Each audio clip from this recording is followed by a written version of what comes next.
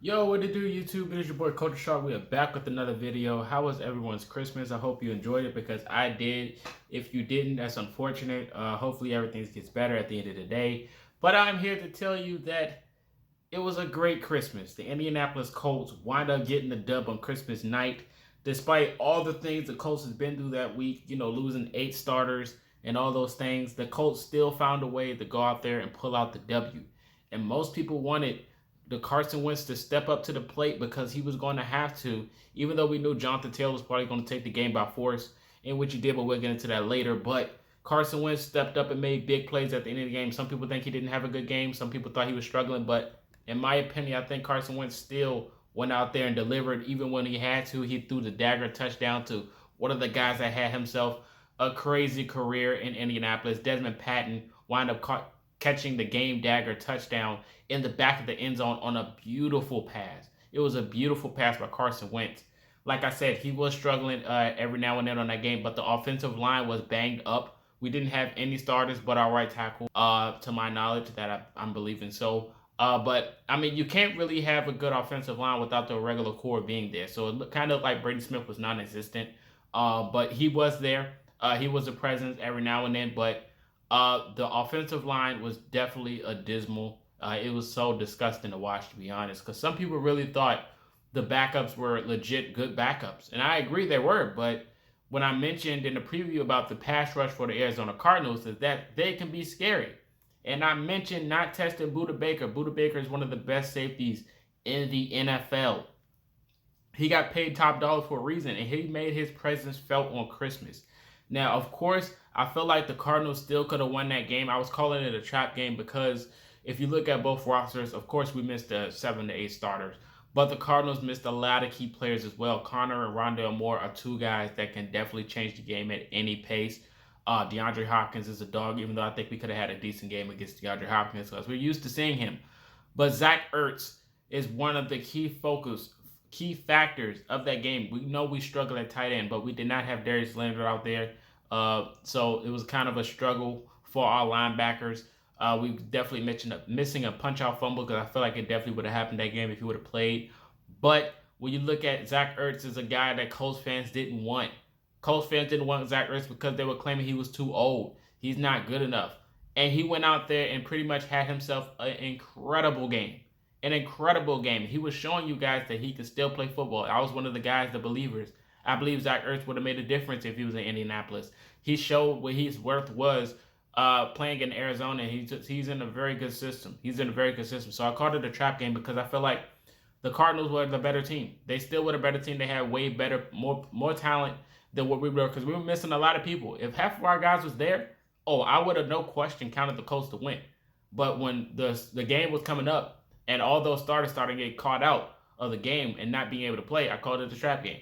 I called it a trap game. Of course, we were still the underdogs, whatever. I get it, but I feel like the Cardinals still won that game. If they would have made all their field goals, this would have been a whole different conversation. A whole different conversation. That game was disgusting. It got disgusting until the second half. I'm not gonna lie. Nobody knew who was gonna win at the beginning of this game. It was 7-6 in the first quarter. We wound up getting that safety in the second. The third quarter, the Cardinals started to come back a little bit, and we wound up getting the dagger in the fourth. So, I mean, it was an ugly game. I'm not gonna lie. When you break it down, total plays, we had pretty much 63-64. They had more total yards. In general, 378 to our 346. We both had the same amount of drives. Passing game, the Cardinals won in that. They averaged about 0.4 more yards per play. When it comes to rushing, the Cardinals won in that as well. Kyler Murray had himself a crazy run. But one of the biggest things that took away from this game from the Cardinals is the penalties. The Cardinals killed themselves with so many penalties. And look, I wasn't mad. I wasn't mad about the Cardinals getting all these penalties because, to be honest, that was saving us. That was literally saving us because we were struggling. At certain points of the game, we were really struggling. And I had a feeling like the Colts was not going to win this game. Isaiah Rodgers stepped up big time at the end of the game. Shout out to Isaiah Rodgers. Even though he got cooked on one play in the end zone by a guy named Chelsea. But, hey, it is what it is. He stepped up in a big play.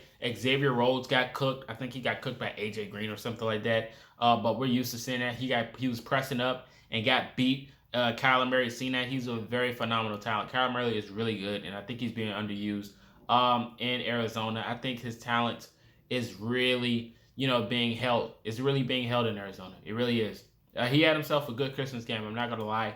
27 for 43, 245 yards, one touchdown, no interception. He never got sacked. He missed a few targets, but I think his wide receivers were a bigger problem than he was.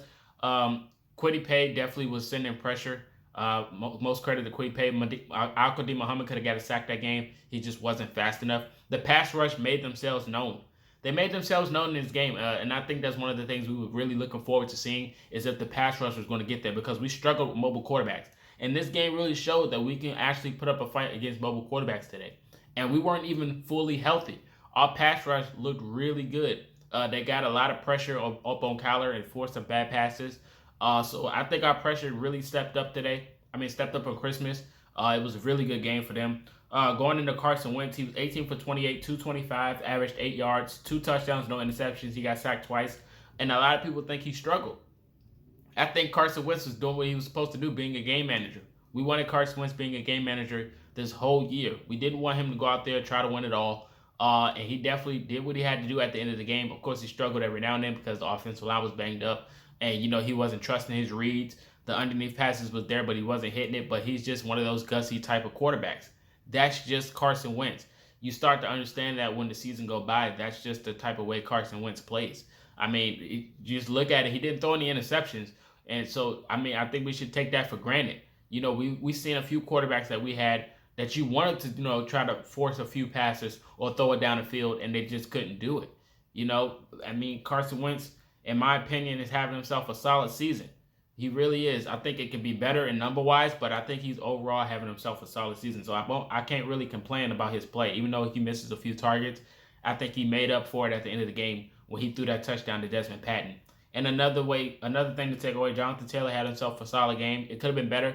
I think some of the run designs that we tried to get into, it just wasn't there. They were stuffing the middle, and we still tried to force it there. It's just non-existent. I think we should have came up with something else because he had a few big runs, and it showed. Like, those misdirections is his go-to. He's got that Marlon Mack cut. Marlon Mack, back in the day when he was healthy, he had that misdirection move. Jonathan Taylor's just as good. He's even better, probably, in my opinion. Those misdirections was there. Us trying to force the inside, they were literally sending all types of blitzes. Carson Wentz picked it up, but the game plan was to run inside the middle a few plays, and it just wasn't there. But Jonathan Taylor still, without a doubt, didn't score, but he had himself a really good game.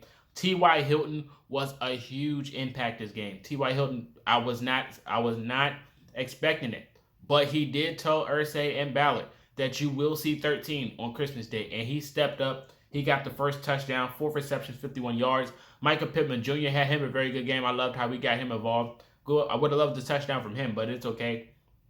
But, Desmond Patton had him a touchdown, 1 reception, 14 yards, and a touchdown at the end of the game to win it. Kyler Granson got involved a little bit today as well. But it was a good game. George Odom is another guy that stepped up big time for the Colts. He's filling in for Sendejo and Kari Willis. Both of those guys was out, so George Odom was out there.